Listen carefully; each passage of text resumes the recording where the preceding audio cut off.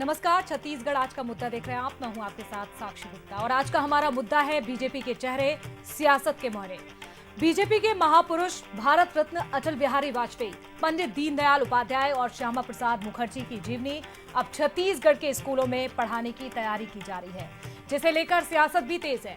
तो कांग्रेस ने इन महापुरुषों को आजादी में योगदान पूछा है कि आखिरकार इनका योगदान क्या रहा। तो बीजेपी ने भी कांग्रेस की सच्चाई सामने लाने की कोशिश की। अब सवाल खड़े हो रहे हैं कि क्या बीजेपी के चेहरे सियासत के मोहरे बनते हुए दिख रहे हैं। इसी पर आज हम करने वाले हैं चर्चा, लेकिन उससे पहले देखते हैं एक रिपोर्ट। सिलेबस में बीजेपी फेस, छत्तीसगढ़ में सियासी क्लेश। बच्चे पढ़ेंगे महापुरुषों की जीवनी, सियासत को मिलेगी संजीवनी।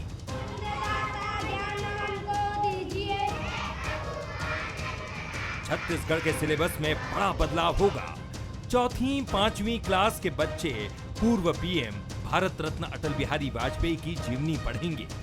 इनके साथ ही बीजेपी के संस्थापक सदस्य रहे पंडित दीनदयाल उपाध्याय और श्यामा प्रसाद मुखर्जी के संघर्ष को भी बच्चों को पढ़ाया जाएगा। एससीईआरटी की राज्य शिक्षा स्थायी समिति की बैठक में ये फैसला लिया गया। इसके साथ ही अगर सरकार हरी झंडी देती है तो छत्तीसगढ़ के महापुरुषों से जुड़ी अलग से सहायक वाचन की किताब निकाली जाएगी। हालांकि अब ये फैसला सियासत के फेर में फंसता दिख रहा है। पूर्व सीएम भूपेश बघेल ने महापुरुषों की जीवनी पढ़ाए जाने को लेकर सरकार से सवाल पूछे हैं। तो उस हकीकत को भी बताएंगे क्या कि माफी मांग के कैसे जेल से बाहर आए, उसको भी बताएंगे। ये भी पढ़ाएंगे कि मुस्लिम लीग के साथ मिलकर कैसे सरकार बनाए थे और एक व्यक्ति का आज़ादी की लड़ाई में क्या योगदान रहा है, उसको भी क्या बताएंगे। कांग्रेस ये भी पूछ रही है कि जीवनी में क्या पढ़ाया जाएगा, जिसके बाद बीजेपी ने पलटवार किया। कैबिनेट मंत्री केदार कश्यप ने तंज कसते हुए पूछा कि कांग्रेस पार्टी के कितने नेताओं ने बलिदान दिया। कांग्रेस ही नहीं, आजादी की लड़ाई में पूरा देश लड़ रहा था। पहले तो कांग्रेस पार्टी से मैं पूछना चाहूँगा कि कांग्रेस पार्टी के कितने नेताओं ने बलिदान दिया, कितने नेताओं के यहाँ पर शहादत हुई। जब कहते हैं देश की आज़ादी में लड़ रहे थे तो वहाँ कोई कांग्रेस पार्टी नहीं लड़ रही थी। छत्तीसगढ़ में बच्चों को महापुरुषों की जीवनी के जरिए देश के लिए काम करने वाले लोगों के जीवन की गाथा पढ़ाई जाएगी।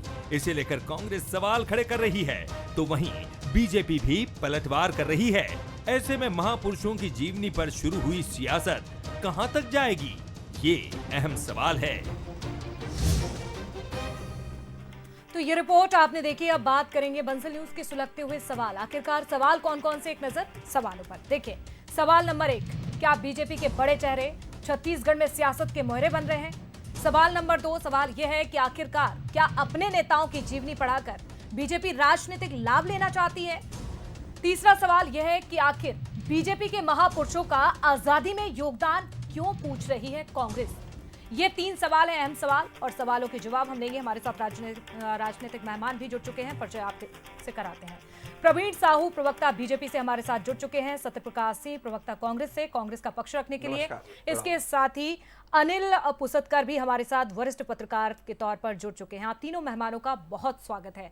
अनिल जी, चर्चा की शुरुआत मैं आपसे करना चाहूंगी। बदलाव किया जा रहा है, महापुरुषों की जीवनी बच्चों को पढ़ाई जा रही है, अच्छी बात है, अच्छा प्रयास भी है, लेकिन इसे कैसे देखते हैं आप?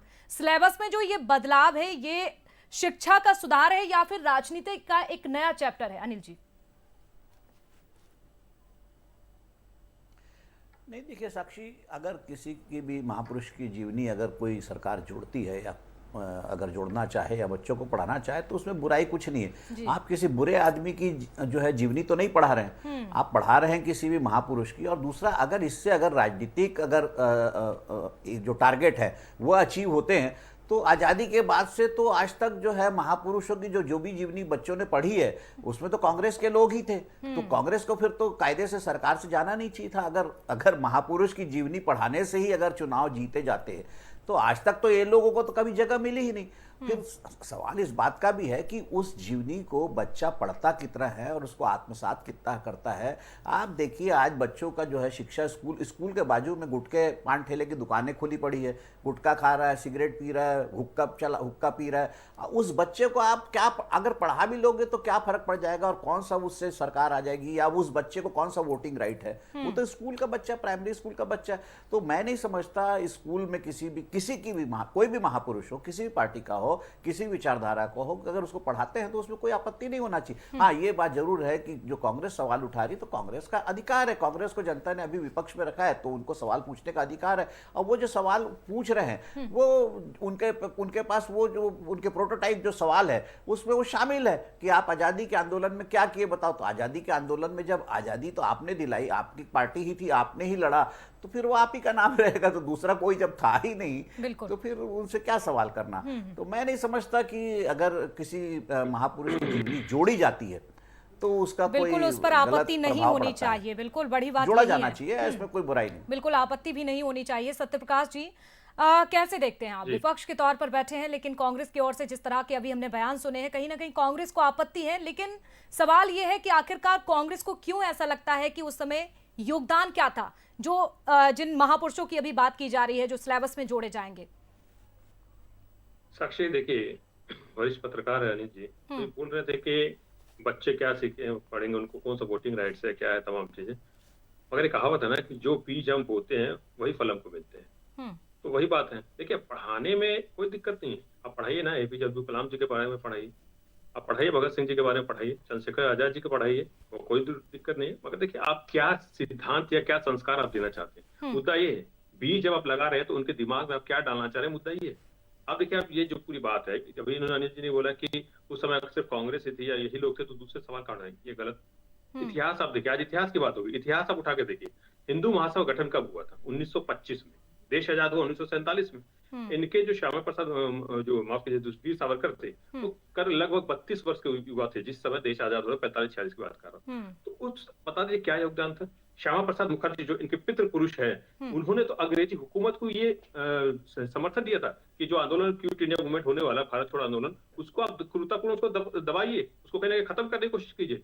श्यामा प्रसाद मुखर्जी ये बता दीजिए क्यों 1938 में कलकत्ता यूनिवर्सिटी के चांसलर बनाए गए थे। ये तमाम चीजें है ना। आजादी के पूर्व ये तिरंगे का अपमान कर रहे थे। आजादी के बाद जो संविधान की बात है, संविधान में तो कई विरोध भी थे। लेख लिख के श्यामा प्रसाद मुखर्जी माफी सावरकर ने लेख लिख के अटल बिहारी वाजपेयी की भी जीवनी पढ़ाई जाएगी, भारत रत्न मिला है। कांग्रेस को ऐसा लगता है कि उनका भी कोई योगदान नहीं था? आप भी तो सत्ता में थे उस वक्त, भी तो बच्चों ने पढ़ा ना। नहीं साक्षी जी, वही मैं बोल रहा हूँ, जैसे मैंने बोला ना। आप बताइए सुभाष चंद्र बोस जी जब अपनी सेना खड़ा कर रहे थे उस समय विरोध हो रहा था। आपने अटल बिहारी वाजपेयी जी की बात की, अच्छी बात है। मगर देखिए हम राजनीतिक सुचिता की मैं बात करूं, मैं किसी के हमारी पार्टी शुरू से आप बात कीजिए तो कभी निजी विचारों में नहीं घुसी। अटल बिहारी वाजपेयी की अगर निजी की बात की जाए, उनमें क्या है, सब मीडिया की खबरें हैं तो आप पढ़ाइए, मगर उनकी अच्छी बात पढ़ाइए। मगर श्यामा प्रसाद मुखर्जी, वीर सावरकर, एक मुद्दा और मैं पूछना चाहूंगा, वीर सावरकर को 60 रुपए महीना क्यों मिलता था उस समय जब 15 रुपए महीना प्राइमरी टीचर की थी? मतलब जो आज 50,000 रुपए प्राइमरी टीचर की तनख्वाह, मतलब 2 लाख रुपए महीना क्यों दिया जाता था? बता दीजिए आप। यही तो हमारा सवाल है कि आप ये भी पढ़ाइए फिर कि 60 रुपए क्यों दिया जाता था, संविधान के विरोध क्यों किया था, तिरंगा का विरोध क्यों किया था, क्यों आप अंग्रेजों की हुकूमत के सामने नतमस्तक हो जाते थे, क्यों आपको चांसलर बनाया गया था। ये तमाम चीजें भी आपको बतानी पड़ेगी। आप बताइए ना उसके बारे में। चलिए ठीक है, आपने पूछ लिया है तो प्रवीण जी जवाब देंगे। प्रवीण जी से पूछते हैं। प्रवीण जी जवाब दीजिएगा। गंभीर आरोप है कांग्रेस के, और सवाल आपसे ये भी है कि छत्तीसगढ़ में ये सियासत के मोहरे बन चुके हैं भारतीय जनता पार्टी के बड़े चेहरे। प्रवीण जी, देखिए सबसे पहले भारत माता की जय कहूंगा, आप सभी को नमस्कार और जनता को प्रणाम। देखिए कांग्रेस पार्टी खिसियाई हुई बिल्ली की तरह है कि जिनके पास बोलने के लिए कुछ भी नहीं है। अगर हम भारत रत्न आदरणीय अटल बिहारी जी जो देश के पूर्व प्रधानमंत्री रहे उनके बारे में पढ़ा रहे हैं, अगर मैं बात करूं दीनदयाल उपाध्याय जी के बारे में पढ़ा रहे हैं, श्यामा प्रसाद मुखर्जी के बारे में पढ़ा रहे हैं, तो आपत्ति किस बात की? भारत रत्न आदरणीय अटल बिहारी जी वाजपेयी के नेतृत्व में यह देश परमाणु संपन्न बढ़ा, तो उसके बारे में यदि बच्चे पढ़ते हैं तो ये तो देश के लिए गौरव की बात है। निश्चित रूप से जनता को जानना चाहिए, बच्चों को जानना चाहिए। आदरणीय वाजपेयी के जी के ही कार्यकाल में अगर कहें तो शिक्षा की हम बात करें तो सर्व शिक्षा अभियान का प्रारंभ उनके नेतृत्व में हुआ, और जिस टेलीकॉम के माध्यम से आज हम बातचीत कर पा रहे हैं तो नई टेलीकॉम पॉलिसी को लागू करने वाले आदरणीय पूर्व प्रधानमंत्री वाजपेयी जी ही थे। और जिस प्रकार से हम बात करें, चाहे नदियों को जोड़ने का विषय हो, चाहे स्वर्णिम चतुर्भुज के माध्यम से 4 महानगरों के देश को जोड़ने का हो, आदरणीय वाजपेयी जी के नेतृत्व में काम हुआ, तो ये बच्चों को निश्चित रूप से जानना चाहिए। रही बात, देखिए अगर हम बात करें तो श्यामा प्रसाद मुखर्जी जी, जिनकी आयु केवल 33 वर्ष की थी, 33 वर्ष की मात्र केवल अल्पायु में जब देश में केवल कुछ ही विश्वविद्यालय थे, तब उस व्यक्ति ने कलकत्ता विश्वविद्यालय का जो दायित्व निभाया कुलपति का। तो इतना बड़ा व्यक्ति, इतना बड़ा शख्सियत जिसने देश की आजादी में बड़ा योगदान दिया, ये पूछना था, बताना चाहता हूं। देखिए 1934 से लेकर 38 तक कलकत्ता विश्वविद्यालय के वो कुलपति भी रहे। और देखिए यही श्यामा प्रसाद मुखर्जी थे जिनके महत्व को आदरणीय नेहरू जी ने जाना और अपने कैबिनेट में उद्योग मंत्री का भी दायित्व दिया। और देखिए आदरणीय श्यामा प्रसाद मुखर्जी जी ने तो आजादी के पहले भी और आजादी के बाद भी जिस प्रकार अगर हम कहें तो बंगाल का विभाजन अगर हम कहें तो आज जो पश्चिम बंगाल है, मुस्लिम लीग चाह रहा था कि ये पाकिस्तान में विलय हो, तो उस विलय को रोकने के लिए आदरणीय मुखर्जी जी ने अपना जीवन बलिदान किया। कश्मीर की हम बात करें तो जहां पर हम कहें तो निश्चित रूप से हम कहें तो अगर हम उनका जो एक वक्तव्य था कि इस देश में, एक देश में 2 निशान 2 प्रधान और इस प्रकार से नहीं चलना चाहिए, तो इस विषय को रोकने वाला आपको जवाब मुखर्जी थे। अगर हम बात करें जी सत्यप्रकाश जी, जवाब तो मिल गए होंगे, लेकिन देखिए जब आपकी सरकार सत्ता में थी तब आपके बड़े चेहरे, आपके नेताओं की विचारधारा को भी बच्चों ने पढ़ा, उनको भी पढ़ाया गया, उनकी तस्वीरें भी छपाई गई। लेकिन अब आपकी विचारधारा से अलग महापुरुषों को पढ़ाया जा रहा है, तो अब आप संतुलन की बात कर रहे हैं। अब संतुलन की टेंशन दिख रही है कांग्रेस में। देखिए साक्षी जी, एक चीज मैं बोलूंगा, प्रवीण साहू जी बहुत ही विद्वान प्रवक्ता है, मगर इतिहास क्यों गलत बता रहे हैं भाई? आपने अभी बात की बंगाल में सरकार किसने बनाई थी मुस्लिम लीग के साथ, ये बता दीजिए आप। बंगाल आज का हमारा मुद्दा नहीं है, आप तो सीधा सा इतना बताइए सत्यप्रकाश जी, तकलीफ क्या है, कांग्रेस को आपत्ति क्यों हो रही है? मैं एक चीज और बता रहा हूँ, नहीं साक्षी जी एक चीज और बता रहा हूँ मैं। देखिए मैं आपको एक चीज और, इतिहास भाई बोलो ना, इतिहास की अगर बात करिए तो हर चीज सुनना पड़ेगा। यही तो बोलना चाह रहा हूँ कि बच्चों को क्या आप बीज में दे रहे हैं, वही जो फूल बनेंगे ना वो आगे बढ़ के, तो उनको क्या आप देना चाह रहे हैं? अगर मैं एक बस मेरे को बोलने दीजिएगा साक्षी, उसमें आपके सब जवाब दूंगा मैं। सरदार पटेल जी ने 27 फरवरी 1948 को देश के प्रधानमंत्री को पत्र लिखा था। उस पत्र में क्या लिखा था मैं हूबहू आपको बताता हूँ, मेरे पास कुछ अंश है।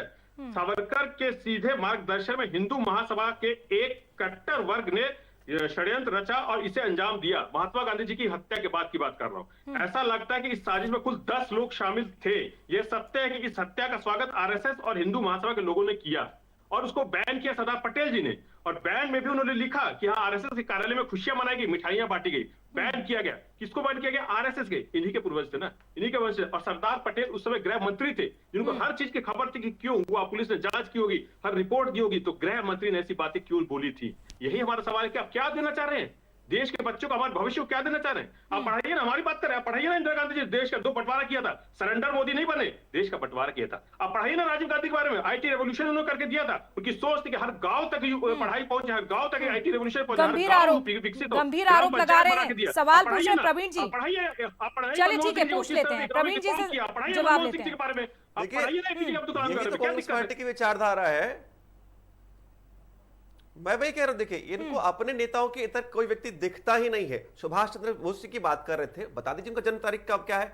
हमारी मोदी सरकार ने उनके जन्मतिथि पर पराक्रम दिवस घोषित किया। क्या आपकी सरकार ने उनको महत्व दिया? कभी महत्व नहीं दिया भाई। निश्चित रूप से अगर कहें तो कांग्रेस पार्टी ने सबसे ज्यादा मान किसी का किया तो सुभाष चंद्र बोस का किया। अरे अब बीच में मत बोलिए, यही आपके देखिए सच कहना तो आपको आपत्ति हो रही है। पराक्रम दिवस हमने आज तक क्यों नहीं मनाया? 30 जनवरी को हमने मनाया क्योंकि उनके योगदान को हम मानते हैं। तो निश्चित रूप से आप केवल अपने पार्टी के इर्द गिर्द चलते थे। आज जब भाजपा की सरकार चल रही है, जो सभी नेताओं को महत्व दे रही है, उनके योगदान को समझ रही है, तो आपको पीड़ा हो रही है। आप लोग गांधी परिवार और कांग्रेस पार्टी केवल उसी के इर्द गिर्द चलती रहती है और बाकी योगदान को आप समझ नहीं पाएंगे। तो ये देखिए साक्षी जी, वही कह रहा हूं, देखिए जब किसी के महत्व को मैं समझा रहा हूं तो आपत्ति हो रही है। पूछ रहा ना, बता दीजिए पराक्रम दिवस आपने आज तक क्यों नहीं मनाया? बताइए सुभाष चंद्र बोस जी के विषय पर आपने कभी गंभीरतापूर्वक कोई कार्रवाई क्यों नहीं किया?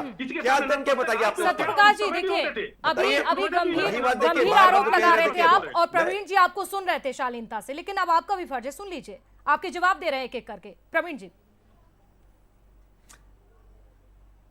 मैं वही कह रहा हूं, देखिए इनके सारे प्रश्नों का उत्तर देता हूं। देखिए बार बार कहते हैं कि आरएसएस ने क्या क्या, देखिए मैं विद डेट कोट कर रहा हूं। देखिए 1920 से 22 तक जब असहयोग आंदोलन चल रहा था तब संघ ने वहां पर सपोर्ट किया। 1930 से लेकर 34 तक जब सविनय सवैज्ञा आंदोलन चला तब हमारी सहभागिता थी। 1942 में जब भारत छोड़ो आंदोलन था तो केवल देखिए हम बात करें तो उसमें भी आरएसएस की सहभागिता थी। देश कांग्रेस के नेतृत्व में आगे बढ़ रहा था लेकिन सहभागिता सभी की थी, केवल तो उसमें एक ही दल था। जिसका मतलब यह नहीं था कि कांग्रेस के नेताओं के इतर किसी आम व्यक्ति ने वहां पर अपनी सहभागिता नहीं दी। आज देश को यह अधिकार है कि जिन जिन व्यक्ति ने अपना सर्वस्व न्यौछावर किया है उनके बारे में जाने। तो यदि जान रहे तो कांग्रेस पार्टी को आपत्ति किस बात की हो रही है, मुझे बताइए। आपत्ति किस बात की हो रही है? सत्यप्रकाश जी, सहभागिता सभी की थी, ये बताइए कि उस समय जब आपकी सरकार थी तब केवल कांग्रेसियों ने केवल अपने चेहरों को, अपनी विचारधारा के नेताओं को जोड़ा, गैर कांग्रेसी नेताओं के, महापुरुषों के नाम सामने नहीं आए। साक्षी क्यों, कहां सामने नहीं आए? बता दीजिए कौन से नेताओं के सामने नहीं है। हम वही बताना चाह रहे हैं कि हम उन नेताओं के नाम लेके आए। सरदार वल्लभ भाई पटेल की सबसे बड़ी प्रतिमा किसने बनाई? हमने बनाई। आपने क्या किया बताइए? 1925 में हिंदू महासभा का आपने गठन किया था। आप बारे अरे बताइए ना, सरदार वल्लभ भाई पटेल का आप कोट कर रहे थे, उनकी सबसे बड़ी प्रतिमा किसने बनाई? भाजपा की सरकार ने बनाई, क्योंकि उनके महत्व को हम जानते हैं, उनके जितने भी पराक्रम को हम नमन करते हैं, उनको नमन करते हुए हमने विश्व में सबसे बड़ी प्रतिमा उन्हीं की बनाई। आप केवल वोट बैंक की राजनीति करते रह गए, कभी सम्मान नहीं दिया आप लोगों को। सम्मान नहीं दिया कांग्रेस ने, सत्यप्रकाश जी, सम्मान नहीं दिया। नेताजी सुभाष चंद्र बोस, सरदार पटेल के किनारे पर रखा गया। साक्षी जी और मैं बता रहा हूँ एक बार होता है, ये हमने सिर्फ आंदोलन में क्या भागीदारी थी आपकी, ये सवाल किया। अभी तक जवाब दिया कि इन्होंने अभी तक जवाब दिया कि क्या आपने सहभागिता थी आपकी? अब इन्होंने बात की कि भाई क्या सुभाष चंद्र बोस, अरे सुभाष चंद्र बोस जी की क्या हुआ, क्या उसकी पूरी जांच हमने कराई है? दिया सहभागिता में थी और क्या थी और क्या होता है बताइए? बोस जी की जब फौज बनी तो इनके बड़े नेताओं ने उसका विरोध क्यों किया? क्यों भारत की युवाओं की अपील की कि आप भारत और अंग्रेजी हुकूमत की फौज में जाइए? सम्मान दिया होता सुभाष चंद्र बोस को तो कांग्रेस को छोड़ना पड़ता, बताइए मुझे। इसलिए बोल रहा हूं, सारे पूछ रहा हूं, बता दिया वो भी तो कांग्रेस पार्टी के अध्यक्ष थे, क्यों उनको दायित्व से मुक्त होना पड़ा? क्यों आरएसएस मुख्यालय में साथ क्या मजबूरी थी बताइए? इसलिए लगता है कि आप उस समय में नतमस्तक थे और आज भी हम तो बार बार बोलते हैं। जिस पार्टी ने कभी सरदार वल्लभ भाई पटेल का सम्मान नहीं किया, नेताजी सुभाष चंद्र बोस का सम्मान नहीं किया, वो अन्य नेताओं का क्या सम्मान करेंगे? अपने ही नेताओं का सम्मान नहीं कर पाए। केवल गांधी परिवार और उनके गिर्द गिर्द चलने वाली पार्टी अन्य नेताओं का सम्मान कैसे स्वीकार कर सकती है? बिल्कुल, चलिए ठीक है। अनिल जी, एक सवाल आपसे, आरोप प्रत्यारोप का दौर जारी है, लेकिन आपसे समझना चाहूंगी, आप बहुत अच्छे से समझते हैं अनिल जी इन मुद्दों को। देखिए, जब कांग्रेस की सरकार थी, कांग्रेस ने अपना प्रयोग किया, अपने विचारधाराओं के नेताओं को जोड़ा बच्चों के सिलेबस में। भारतीय जनता पार्टी की जैसे ही सत्ता परिवर्तन होता है तो अब अपनी विचारधाराओं को जोड़ा जाता है, लेकिन ये जीवनी के आधार पर ये बच्चों पर ही प्रयोग क्यों किया जाता है? ये बच्चों पर ही राजनीति की पढ़ाई क्यों? अनिल जी, देखिए बच्चा जो है बहुत कोमल हृदय होता है, कोमल मस्तिष्क होता है, उस पर वो छाप डालने की कोशिश करते हैं। लेकिन आज का बच्चा बहुत चालाक है, बहुत समझदार है, बहुत होशियार है, वो ये सब इससे आता नहीं है। देखिए मैं आपको ये बताना चाहूँगा साक्षी जी कि इतिहास के मामले में शुरू से ही जो है इस देश में भ्रम बना रहा।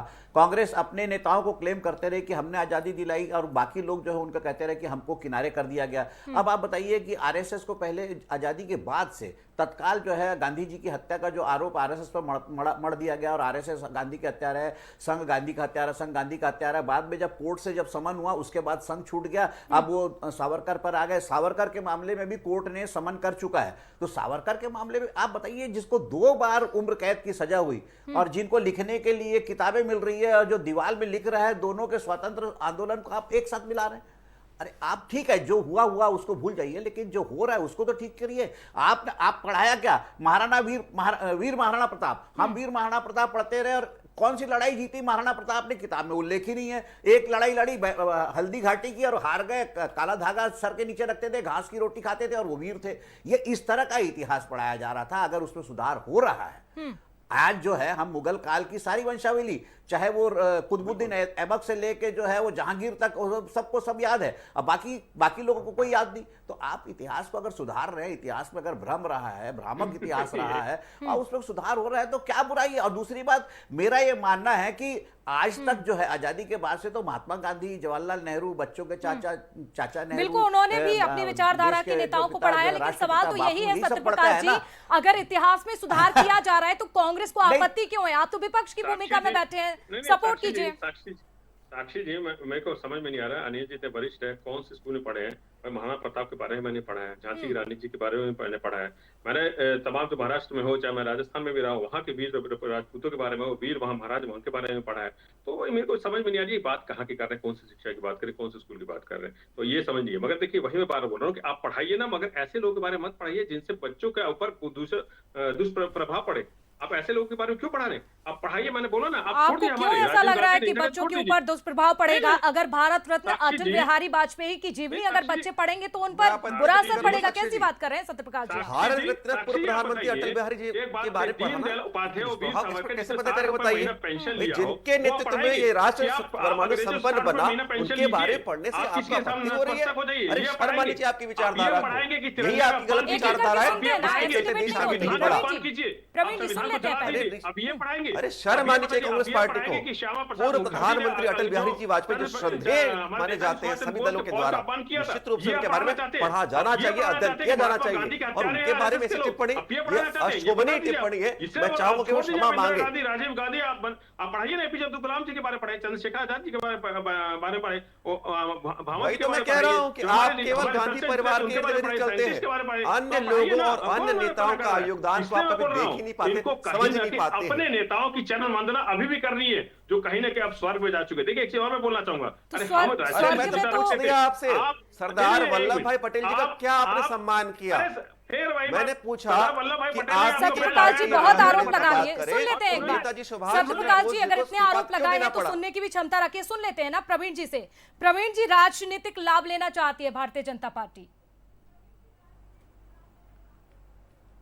देखिए, देश का यदि सही इतिहास पढ़ा जाए तो उसमें किस प्रकार की राजनीति है? आदरणीय अनिल जी ने ये स्पष्ट कहा, कांग्रेस का देखिए आरोप है। आज का बच्चा बहुत होशियार है, सब समझता है। यदि सही, देखिए वही मैं कह रहा हूं, यदि सही इतिहास पढ़ा जाए तो निश्चित रूप से हम इतिहास से सीखकर वर्तमान में ऐसा कार्य करें जिससे हमारा भविष्य अच्छा हो जाए। हम सभी की सहभागिता सम्मान करते हैं और इसीलिए सभी की सहभागिता को समझने के लिए निश्चित रूप से इतिहास को सही रूप से पढ़ा जाना चाहिए। अगर हम बात करें, इस बार बार कह रहा हूं कि देखिए, अगर हम श्रद्धेय अटल बिहारी जी वाजपेयी के अगर परमाणु परीक्षण के अगर विषय में नहीं अध्ययन करेंगे बच्चे लोग, तो कैसे समझेंगे कि आज जो देश, हमारा ये देश दम भरता है तो इसलिए क्योंकि वो परमाणु संपन्न है। और देखिए, हम भारत अगर बात करें तो दीनदयाल उपाध्याय जी की अगर बात करें, अंत्योदय की विचारधारा यानी अंतिम पंक्ति के अंतिम व्यक्ति की विकास, कांग्रेस पार्टी केवल अपने नेताओं और गांधी परिवार की विकास की बात करती है, इसलिए उसे अंत्योदय की विचारधारा कभी समझ नहीं पाएगी। आज हम बात करें अंत्योदय मतलब क्या? अंतिम पंक्ति के अंतिम व्यक्ति, जिस तक आज तक कभी किसी योजना का लाभ नहीं मिला था। बस्तर के उदाहरण देता हूं, आज नियत नेला नार के माध्यम से आज हम कहें तो 50 से अधिक योजना को आज लाभ उन दूरस्थ क्षेत्रों में मिल रहा है। बिल्कुल लगातार इसका लाभ मिल रहा है। अनिल जी, ये सब विषय तो निश्चित रूप से पढ़ाया जाना चाहिए। बिल्कुल अनिल जी, देखिए पढ़ाया जाना चाहिए। आपसे समझना चाहूंगी, ये जो बदलाव किया जा रहा है सिलेबस में, ये कितना जरूरी था? और ये बदलाव जो हो रहा है, क्या बच्चों को इससे प्रेरणा मिलेगी? इस पर प्रेरणा मिलेगी या फिर जिस तरह की हम देख रहे हैं राजनीति चल रही है छत्तीसगढ़ में? देखिए, यहाँ छत्तीसगढ़ में राजनीति तो सबसे महत्वपूर्ण है। बिल्कुल। आप कुछ भी करिए, उसमें राजनीति होगी। कांग्रेस कोई अच्छा काम करेगी तो बीजेपी उसका विरोध करेगी, बीजेपी अच्छा काम करेगी तो कांग्रेस विरोध करेगी। आप बताइए ना, पहले भी जो सहायक वाचन में जो महापुरुषों को पढ़ते रहे तो बच्चे क्या सीख रहे हैं? आप बताइए, इस प्रदेश के बच्चे लोगों की स्थिति क्या है, स्कूल के बच्चे की स्थिति क्या है? स्कूल में आप मिड डे मील दे रहे तो बच्चा आ नहीं रहा है, फिर आप युक्तिकरण कर रहे हैं, स्कूल बंद कर रहे हैं, स्कूल में बच्चे नहीं है, बच्चों को पकड़ पकड़ के ला रहे हो पढ़ने के लिए। तो ये स्थिति कहां से आ रही है? इसके बारे में कौन सोचेगा? आप किताब में छाप देने से, किताब में छपने से कोई बात हो जाती है क्या? आपने तो इतने सालों तक राष्ट्रपिता महात्मा गांधी और उनको चाचा नेहरू को पढ़ा, लाल बहादुर शास्त्री को पढ़ा, तो क्या बच्चे क्या उस विचारधारा के हो गए क्या? देखिए, विचारधारा देखिए, किसी को कोई पसंद आता है, किसी को कोई पसंद आता है, ये बच्चे के ऊपर है और पढ़ाया जाना चाहिए। पढ़ाए जाने में कोई आपत्ति नहीं है। आपत्ति नहीं होनी चाहिए और ऐसा लगता है कि ये विवाद बिल्कुल इस तरह से राजनीति भी नहीं होनी चाहिए। बहुत शुक्रिया आप तीनों का जुड़ने के लिए। प्रवीण जी आपका भी, सत्यप्रकाश जी आपका भी, अनिल जी आपका भी।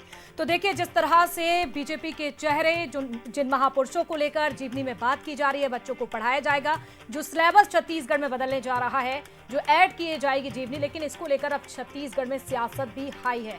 कांग्रेस के अपने सवाल हैं तो बीजेपी का अपना पक्ष है। इसी के साथ आज का मुद्दा में फिलहाल मेरे साथ इतना ही। खबरों के लिए लगातार जुड़े रहिए आप मंजिल न्यूज के साथ। नमस्कार।